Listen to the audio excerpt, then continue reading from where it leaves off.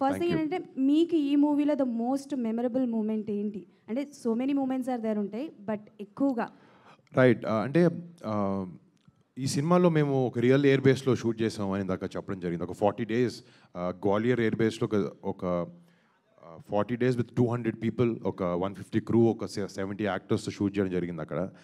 అంటే నిజంగా అక్కడ లోపలికి వెళ్ళిన ప్రతి సెకండ్, ప్రతి మినిట్, ప్రతి గంట మేము చాలా చాలా చాలా ఎంజాయ్ చేసాం. అందరూ ఇక్కడ కూర్చున్న అందరం అక్కడికి వెళ్ళాం. అండ్ అది చాలా చాలా మెమరబుల్ టైం. అలాంటి అవకాశం అందరికి దొరకదు. ఇలాంటి సినిమా చేయడం వల్ల అలాంటి అవకాశం మాకు దొరికినందుకు నేను చాలా అదృష్టంగా ఫీల్ అవుతున్నాం. Okay, and one more question. So multi star అంటే ఎవ్రీవన్ వెయిటింగ్. సో అలా మెగా ఫ్యామిలీతో పాటు విత్ యూ ఒక మూవీ రావాలంటే ఎవరితో వస్తుందని మేము ఎక్స్పెక్ట్ చేయొచ్చు? చాలామంది. Okay, so what kind of a movie, what genre చేయాలనుకుంటారు?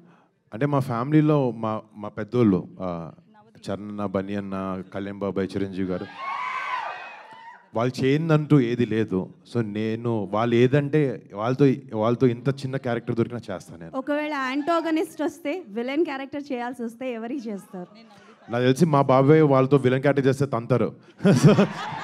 అంటే అది ఊహలో కూడా రాదు. బట్ యాక్టర్గా అంటే ఆయన పక్కన స్క్రీన్ షేర్ చేయాలనే ఆశ 100% నాకు ఉంది. Okay, thank you and congratulations and all the best. Thank you so much.